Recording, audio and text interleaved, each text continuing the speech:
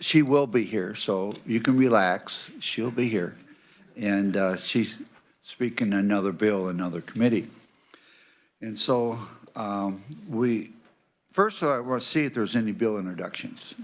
Do we have any bill introduction? No, I don't see any, so I guess we don't have any. Well, I have on here, we got one presentation from the League of Kansas Municipalities, and looks like we got two speakers, Nathan Eberlein and Spencer Duncan. I have run into them before. And welcome to the committee. Thank you very much for having me here today. Again, my name is Nathan Eberlein. I'm director for the League of Kansas Municipalities. I've been in this role for the last 2 years. I'm very happy to join you today, and it's even more my pleasure. The timing worked out exceedingly well. We had local government yesterday, so I am also here with the League's governing body. And that part of the reason why we wanted to do that today comes to my main point. The League has existed since 1910.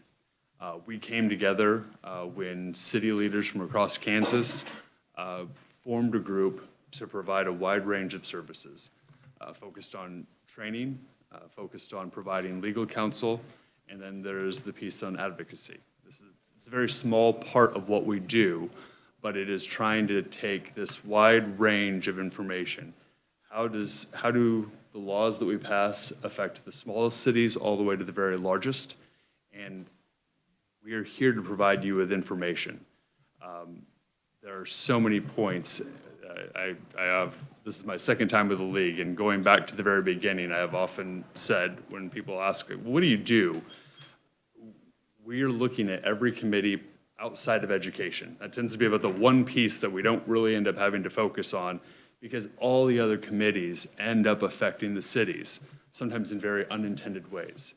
And so I know most of you, but for those I haven't yet had the chance to work with, if you have questions about anything that relates to the cities, if you need to make connections with people, our board here covers the whole state. We have elected officials, appointed officials, so there's a wide range of expertise that we have at our disposal, and we're here to help.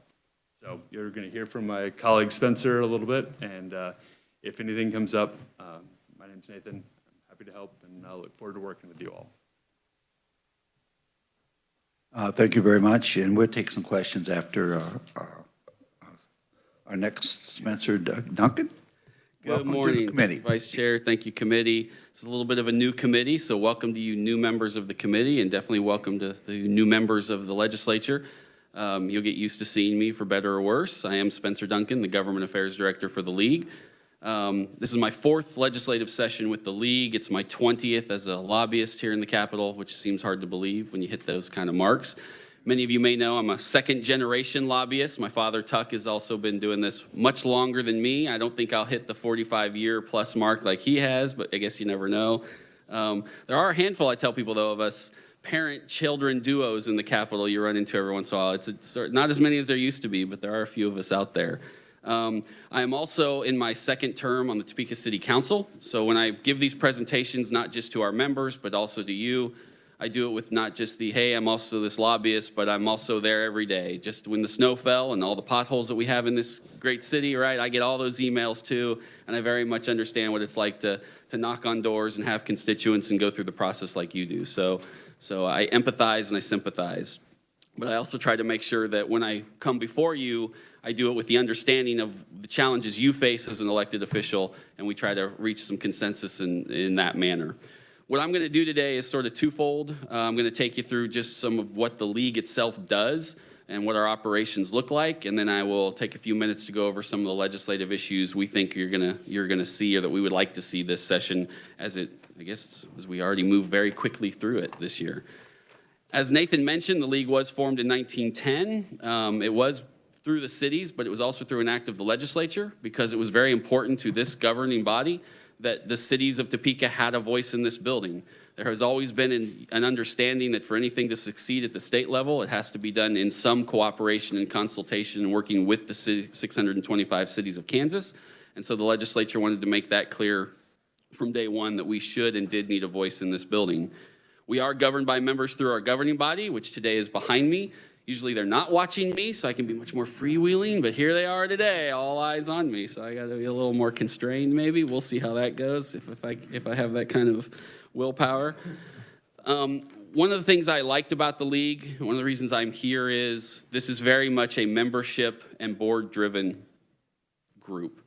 This is not the staff goes out and tells the cities what their position should be or how they should feel about something or where they should stand. It's very much the opposite. We spend a lot of time, many months once the session is over, between the two sessions, going out to our members, talking to our members, getting their feedback on various issues, talking with the board often when an issue comes up that may be new, and whatever the members tell us the position or what's important to them, that is what I will stand up here and represent. There's times even I push back. Are you sure? Are you really sure? I think maybe we should do this. And they say, no, Spencer, we want to go in this direction. So here I am. That's the direction I will go in as a unified front. So we do have those conversations, and I think that's very important because I couldn't stand in front of you if it was just stuff I thought was the right idea. All right? I do it knowing that I have the support of our members in the cities of Kansas when I do it, and it's been done in consultation with them. You have in your packet the breakdown of who makes up our current league governing body, our president, vice president, and all the members there. So I guess you can look to see if you have any in your area.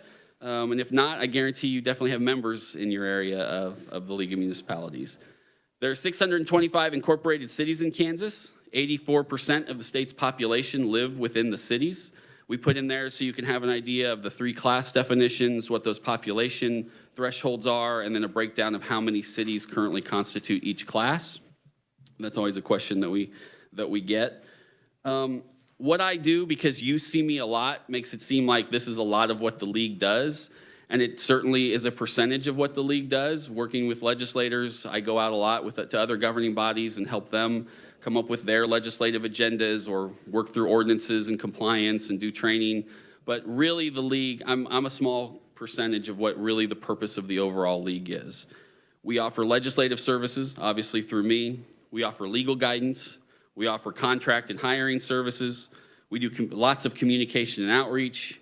We offer an extensive amount of professional training and development, and we have a fairly large research arm, and I'm going to go through those here kind of quickly, but here in a minute.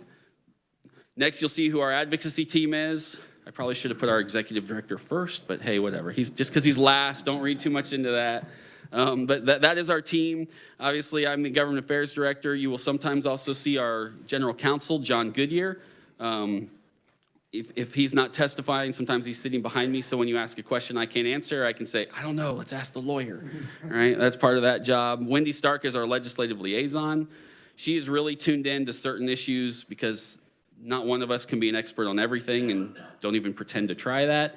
So she is very tuned into water issues, transportation issues. She's also working right now very closely with both different departments here in the state and with our congressional offices to develop funding, because we have discovered we are losing a lot of money at the federal level, and it's a capacity issue for our cities.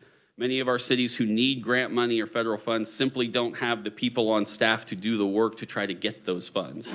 It has gotten to the point where at the end of last year, we heard from both our congressional offices and the White House that said, why aren't you guys getting more of this money in Kansas? We literally want to give it to you. Please come get it, right?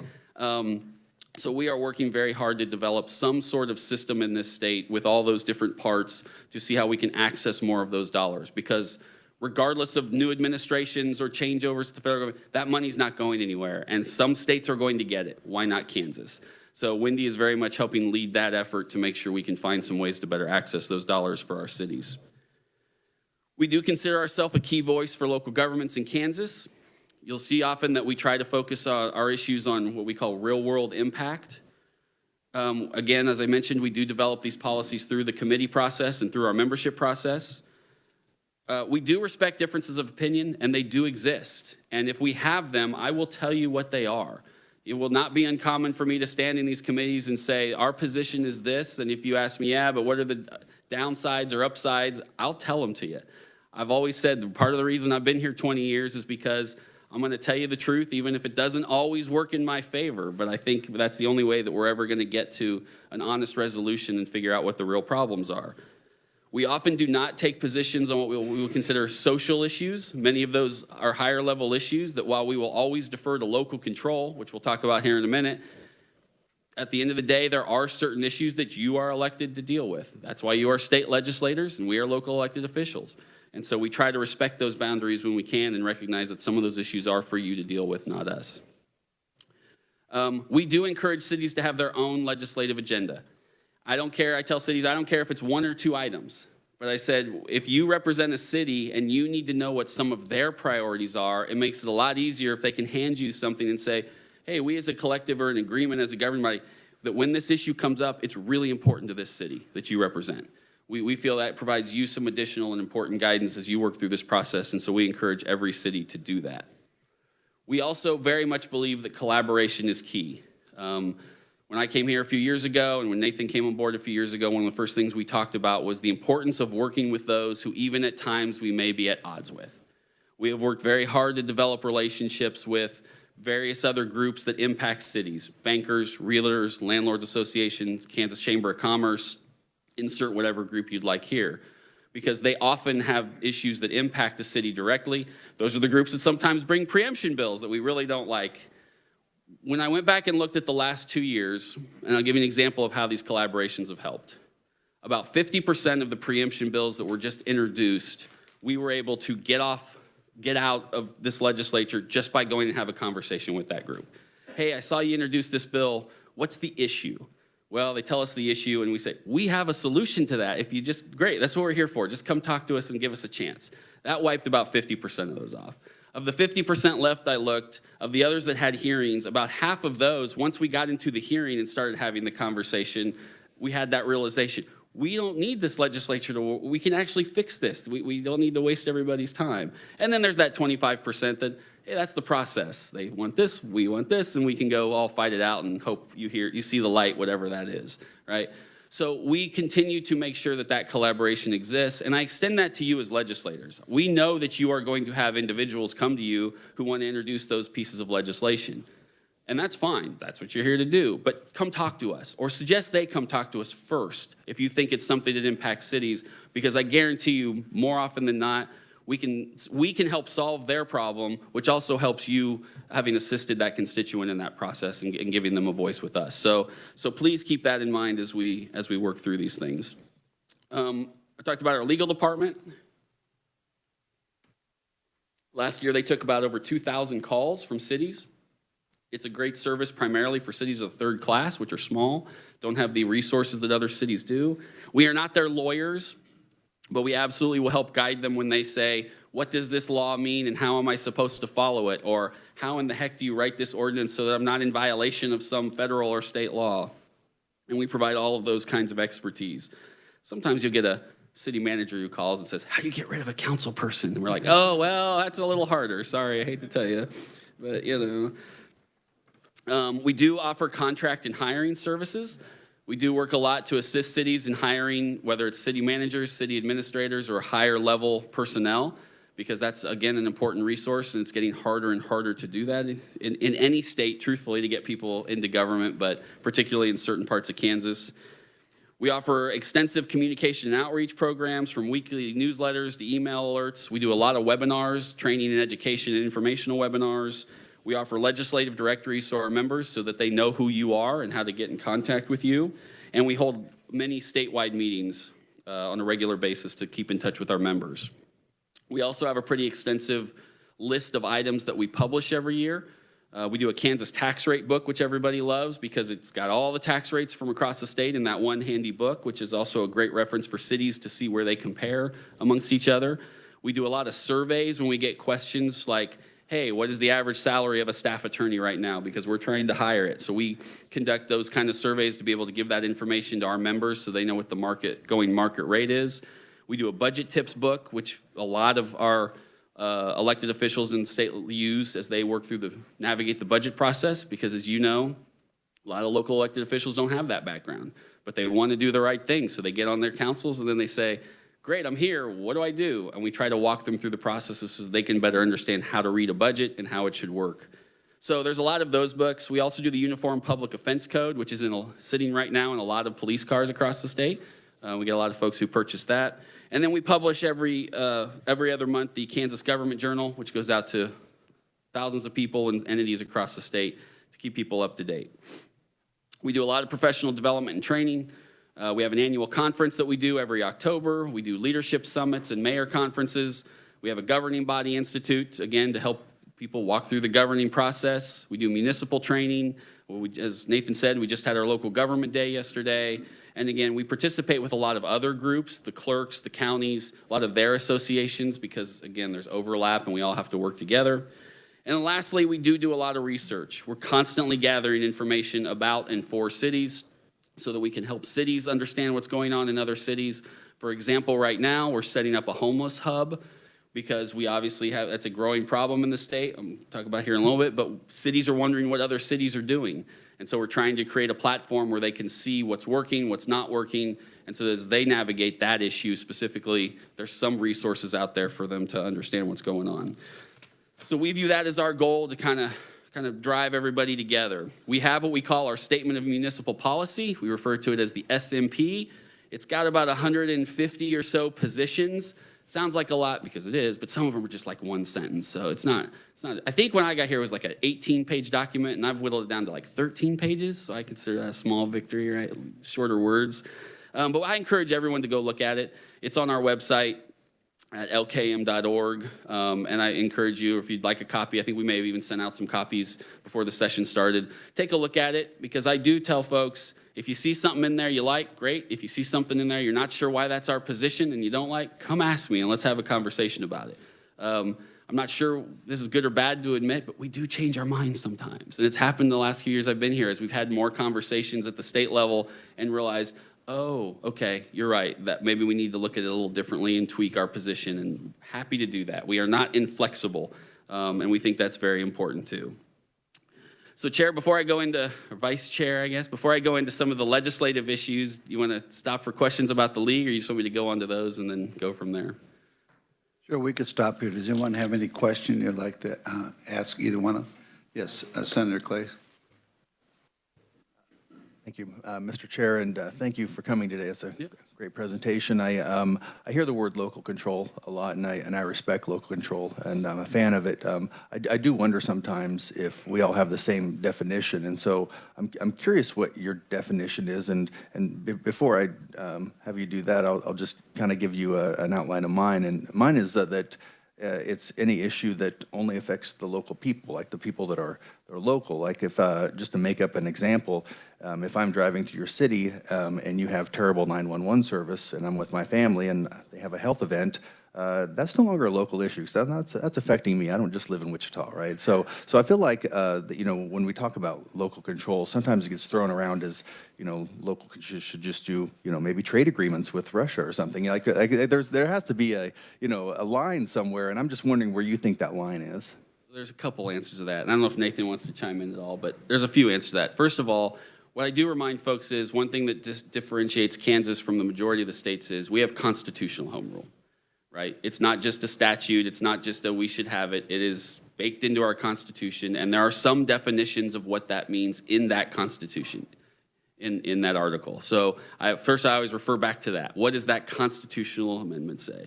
And it is broad in the sense that it says, when you can, defer to the locals. Now, that's the gray area we're not talking about, right? When you can. When I said earlier that we don't chime in on quote-unquote social issues, we will tell you that while we think we should locally be able to have certain positions on, let's pick an easy topic, immigration, right? That's not a hot topic. But the point is, we understand that the broader policy is up to this body because that's a state level issue. Even though we should have some say on how we use our police department, that's different than broader immigration policies. However, then there's the easy ones on the other end, right? At least from my perspective. Last year, for the last 2 years, for instance, there was a bill that would have said no municipality can limit the use of plastic bags in grocery stores because the city of Lawrence has enacted a restriction on plastic bags. We would argue, whether I agree or disagree with Lawrence on that issue, they're the only city that's done it. They're the only city that's talked about it. It's not a statewide issue of concern, and they should have local control over dictating in association with their citizens. Those people were elected to decide, do we want plastic bags in our grocery stores in this city or not, right? Now, those are the easy extremes. It's the gray middle that we get into, right? And we would argue that if it's too gray, always lean back on constitutional home rule. And I think one of the misconceptions that gets put forward to this legislature by others who introduce preemption bills sometimes is they will stand up here and say, constitutional home rule was created to create uniformity across the state. And we argue, no. Constitutional home rule was exactly the opposite. The citizens of Kansas in 1960 said, it's okay if our cities look different. There's nothing wrong with a city over here doing something a little different than the city over there. In fact, it's so important to us, we want to make sure that's in the Constitution that when you can, defer to the locals. Now, some of that's just a judgment call on your part. And that's when each individual bill comes up, what we try to do is give you the definition of why that bill itself should fall within local control. And so we really do look at it issue to issue, and when those come up, when I stand in front of you, I will try to explain this bill to us doesn't meet that threshold because of this reason, and hopefully you'll accept it, or you'll say, nice try, Duncan, but I'm going the other way on this one. So we admit it can be a gray area sometimes, but that's why we like to take it piece to piece instead of those blanket, hey, everything should be local control. I don't know if Nathan wanted to add anything quickly. It depends how quickly. I mentioned at the beginning that we represent everything from our biggest cities to our smallest cities. And that is where the challenge comes, and frankly, a great burden that each of you ends up bearing. We end up having so many examples that you receive of, this is what's happening in my community. We need to do something about it. And that is not, and Spencer made the point as well, that's not to discount that it's a significant issue. But if we change the law for that specific narrow issue, what are the implications going to be across the state? And they are very different. Spencer mentioned water earlier. We know this is a critical issue, but the way that it looks in our most western cities all the way to our most eastern cities, it's a very different picture. And so similarly, any of the laws will fall differently.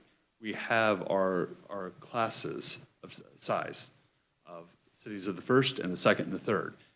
We really do encourage that when you are looking at laws to particularize it to those specific cities, again, because the implications are so far reaching. One of the reasons why I was so excited about this position is that our cities have the highest level of trust of any level of government. And part of that comes down to the intimacy that we experience. And that's even in our very large cities. Mayor Wu is here from Wichita, and we had lunch shortly after she was elected. And as soon as we finished, the number of people that were lined up just to talk to her, it was staggering. And it really kind of shocked me to see how much it's just a constant degree of interaction. Our president, Roy Sesson, is here, and he has told me about times going out to have dinner with his wife, and the same sort of deal. There's no hiding at the local level.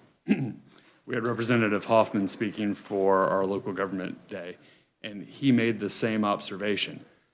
I can go out and about to my job, out in the community. Sometimes people will recognize me and come up and they'll ask me about certain laws, certain things along the line. But by and large, I can kind of live my life without it. You at the local level, there's no escaping it. One consequence is that there is a greater degree of responsiveness. And so that's one of the pieces for home rule.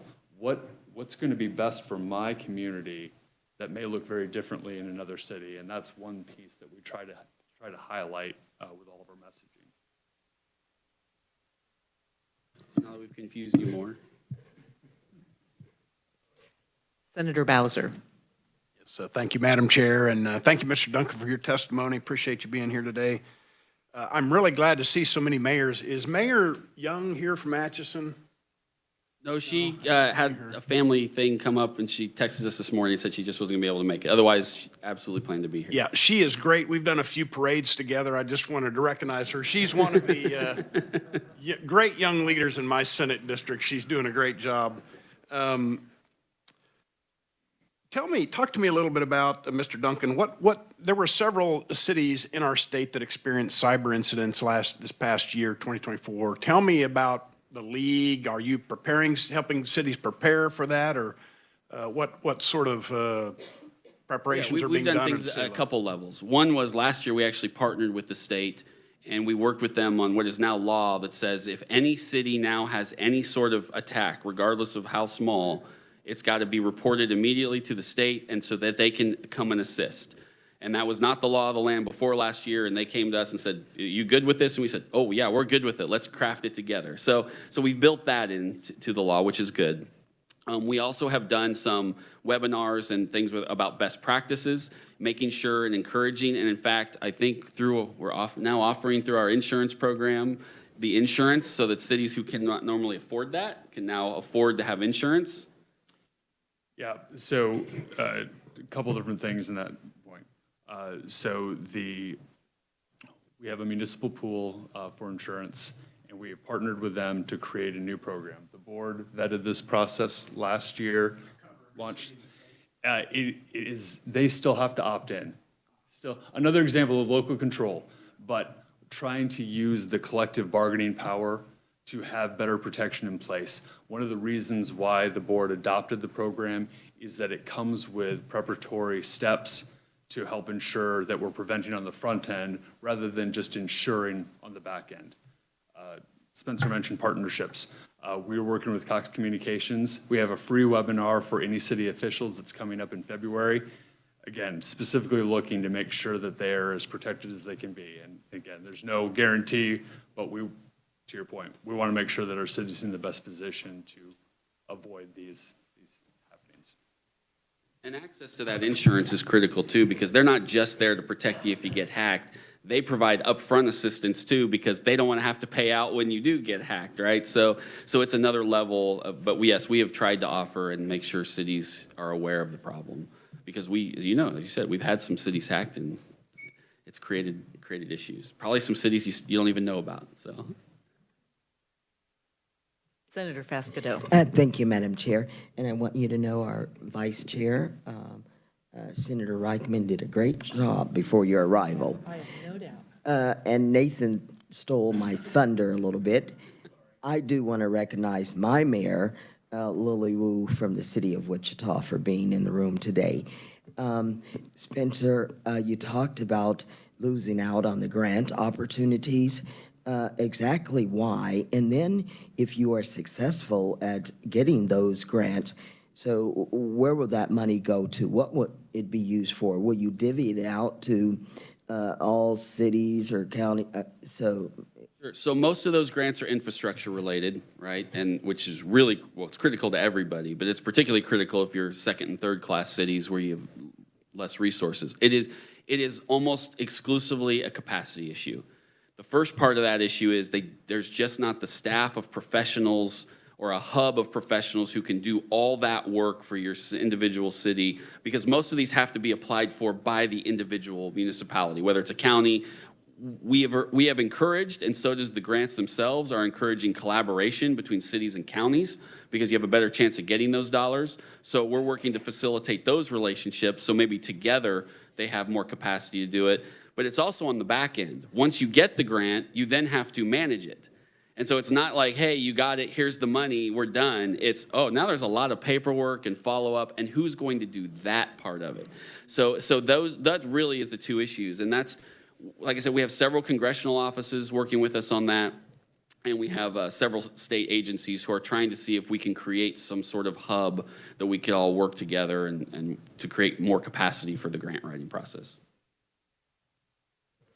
Do we have any other questions, committee? No, that was part one. So I was going to briefly part two, go through some of the legislative issues. Well, you go real right quick. ahead. So, I don't see any other questions, so. okay. It's all. So I do want to put a few legislative issues on your radar. The first is always, and we've already touched on a little bit, is our protection of home rule. constitutional home rule and local control. You will hear that so often that there may be times, whether it's this committee or others, where I just get up now and say, constitutional home rule, local control, and I don't dive into it, because you know what I mean. It's the shorthand, and then I can get into the meat of the real testimony, right? So that's the shorthand I will use through this process as you get to know me a little more and get sick and tired of me reminding you about constitutional home rule. A few other issues of importance to us that are in our priorities that we know are coming. One involves CAPERS. CAPERS 3 has not been as great, especially for many municipalities, as CAPERS 2 was. There's a lot of reasons why. We would like to see some sort of, even if it's not a complete rollback to CAPERS 2 for municipal employees, some sort of rollback.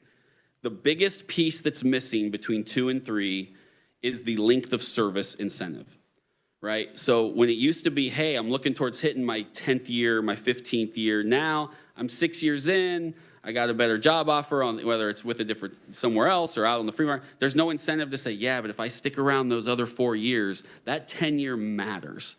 And so because of that, we are seeing people just come and go much more frequently because of that lack of benefit. And the reality is we are never going to be able to pay as much as the market.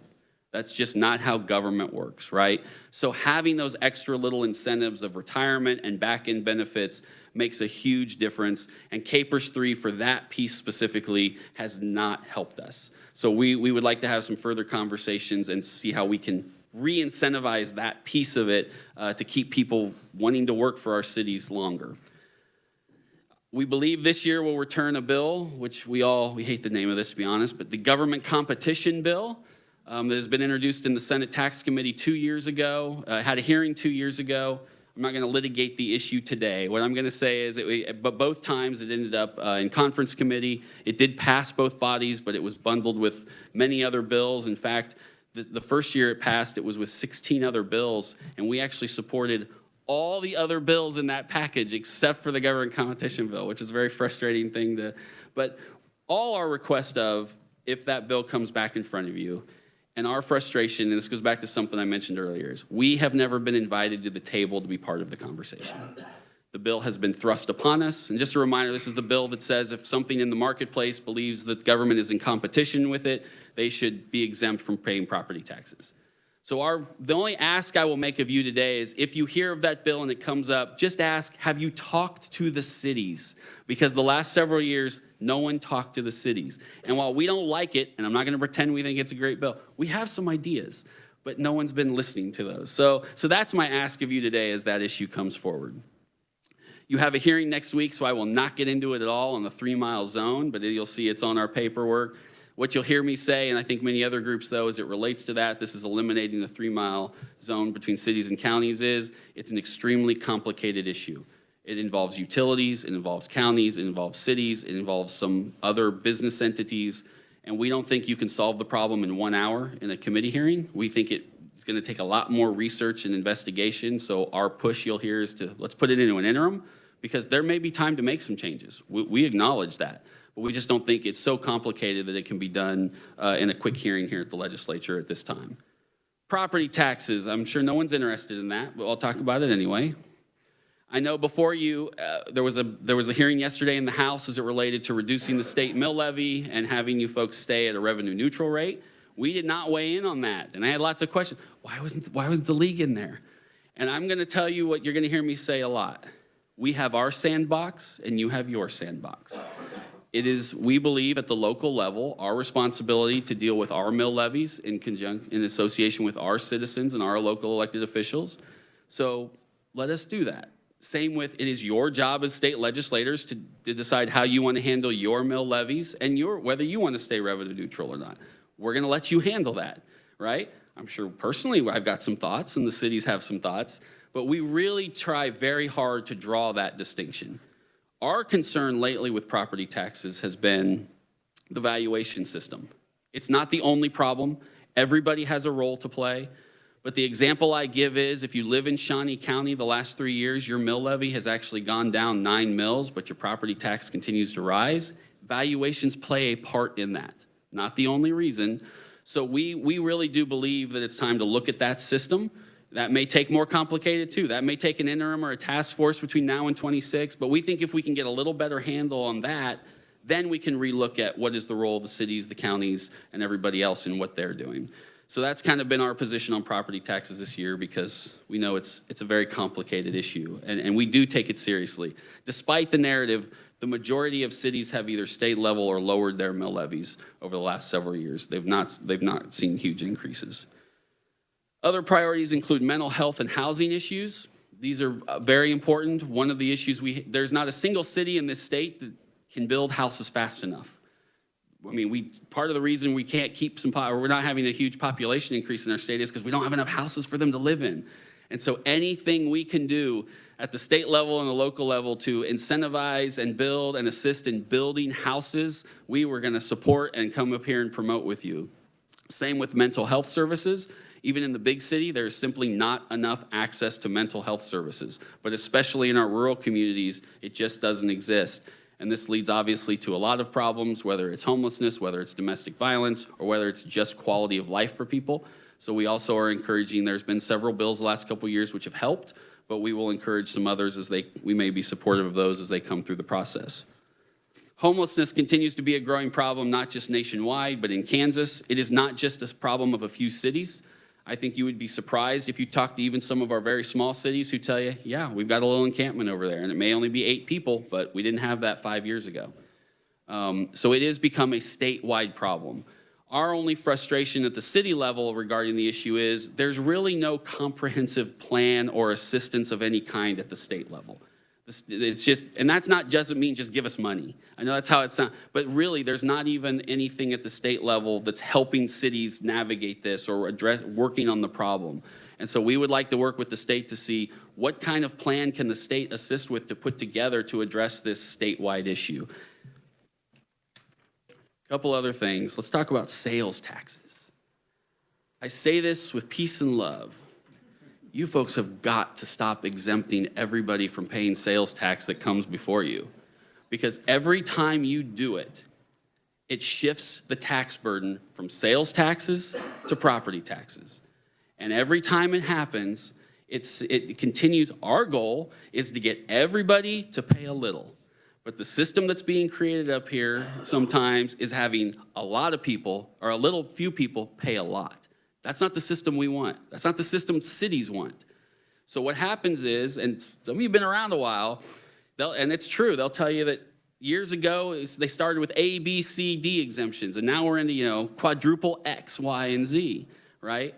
Every time you do those exemptions, that is money out of local government. Every local sales tax at one point was voter approved. I remind people that we don't have the authority as local governments to just put a sales tax in place. We had to go to our voters and do it. So when you eliminate that, that's something the voters said, we would like to do that. Please collect that tax. On food sales tax, you went to a rate of 0, right? Our request of this legislature, and again, this is the sandbox rule, right? If you want to exempt the state portion of your sales tax, great. That's what you were elected to do. And if they come before you and you want to get rid of that 6.5%, perfect. You can do that. But stop taking away our local portion. And there's some concerns, I know, with what they call streamlined compliance, which is the pact that we have to make sure that we're all acting fairly on the internet. If you do with what you did with food, which is you set a rate of 0, because lawyers are smart, they figured out how to get around that pact, right? Well, you have the authority to do that with these sales tax requests in front of you when they come to you to say, I'm here for the state level, I can do that, we're gonna make it a 0 rate, we're gonna keep the local intact. And that would, I am telling you, make a big difference as locals try to deal with their tax bases and deal with the property tax issue and trying to spread that burden out. It'll make a difference. I will tell you, my board's here, but I'm gonna say it anyway. This is there's the old axiom, particularly as a lobbyist, that some of my friends are for it, some of my friends are against it, and I'm with my friends, all right? So I'm gonna give you one where some of my friends are for it and some of my friends are against it. We currently have no authority at the local level to remove local sales tax. I don't even have the authority to put it on the ballot to ask my citizens if they would like to remove any of their local sales tax that's been put up.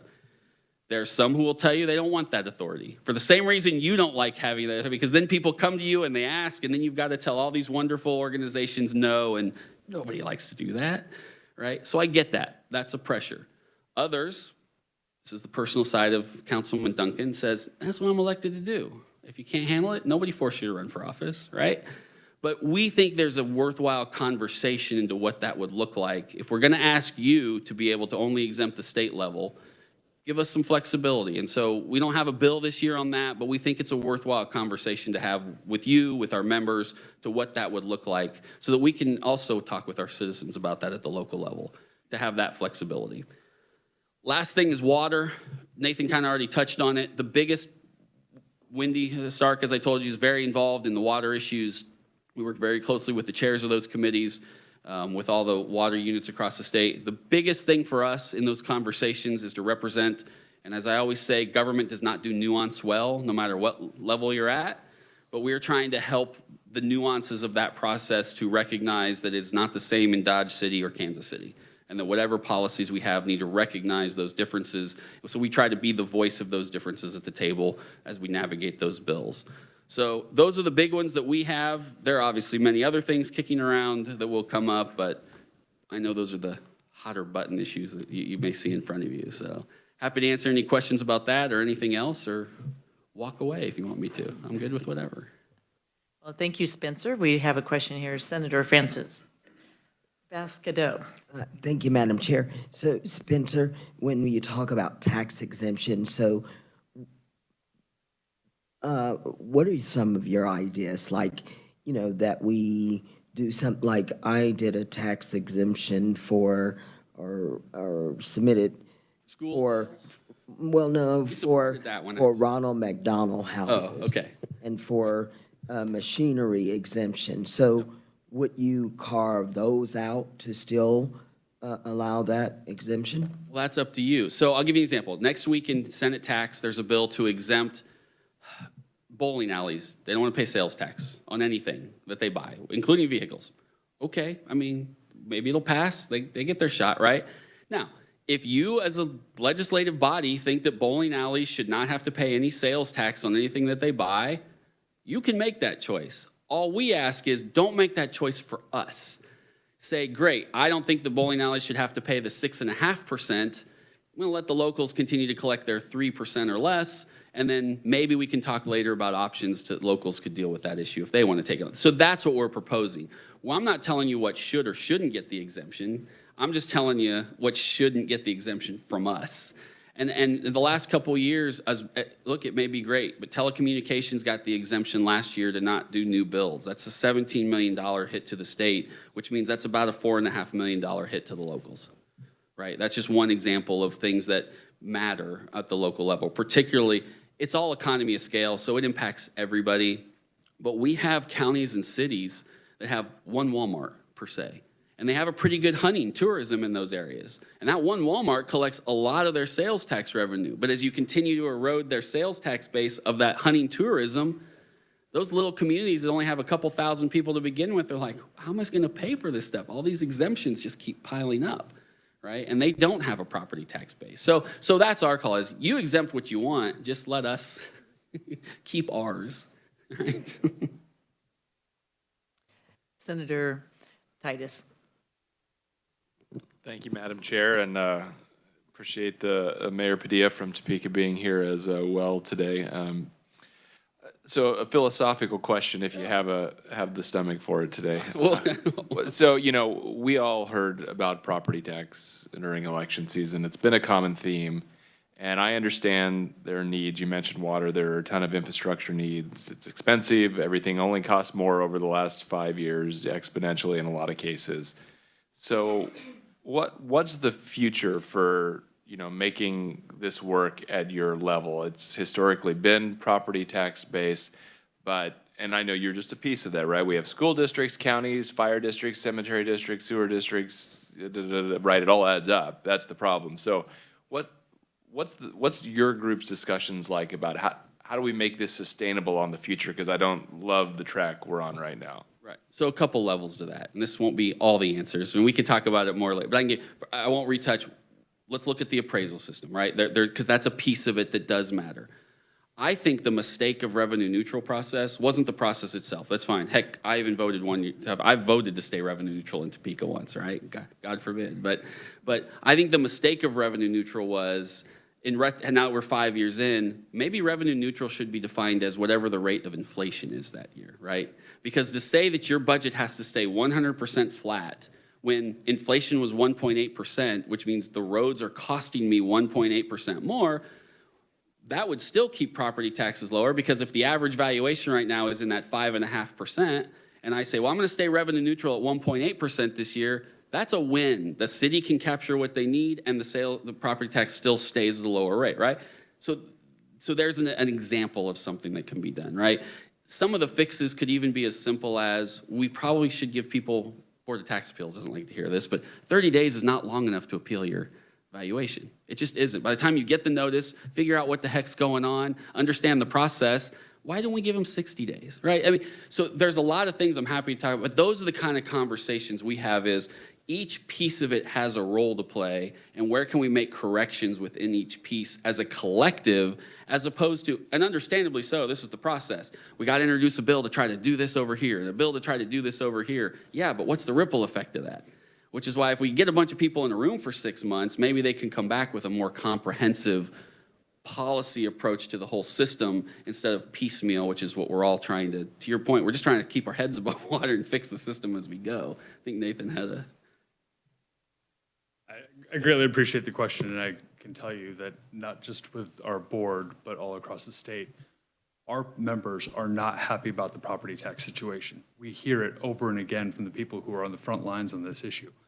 I don't have Spencer's 20 years, but I think this is year 14 for me. And one of the benefits of that is, and perhaps a curse as well, you get some institutional history.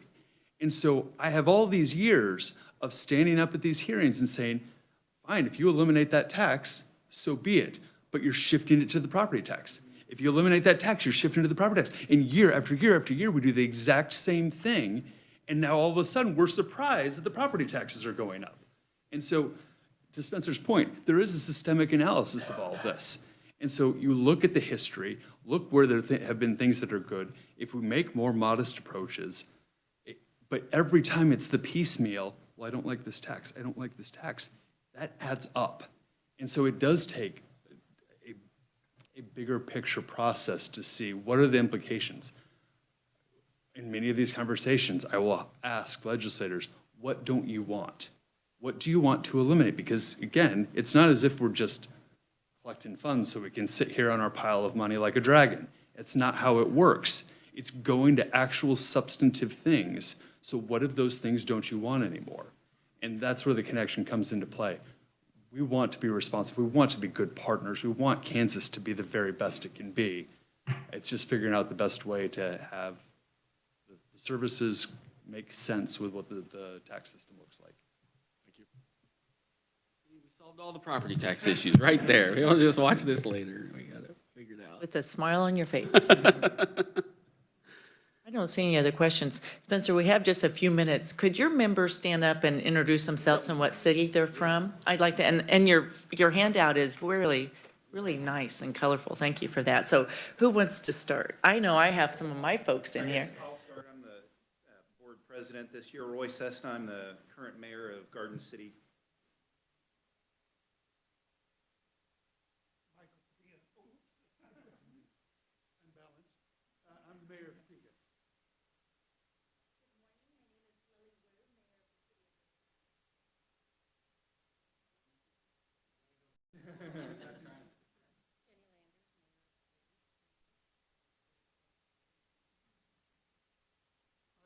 with my wife, and I help with the maintenance in our small community.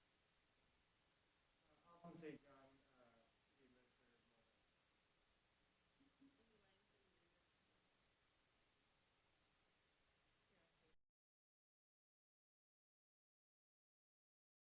city administrator. Tom Brown, Mayor McPherson. Good to see you again, Chair.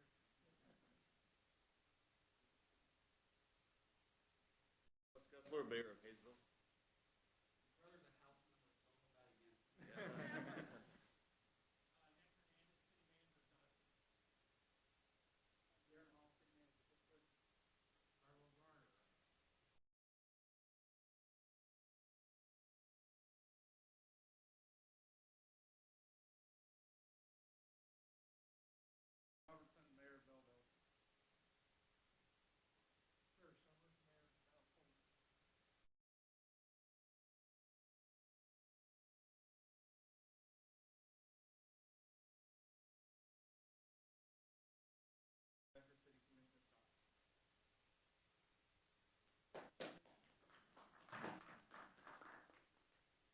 Well, thank you for filling our seats today and listening to your staff members' work. I think you can see you're really well represented here. And to know that we know they're in the hallway, we can chase them down with a question on your behalf and make sure we're all understanding what we're wanting with local government and that they speak for you. So we do respect that. So, well, I don't see any other questions from the committee. So thank you for joining us. Thank you, Spencer. Thank you, Nathan.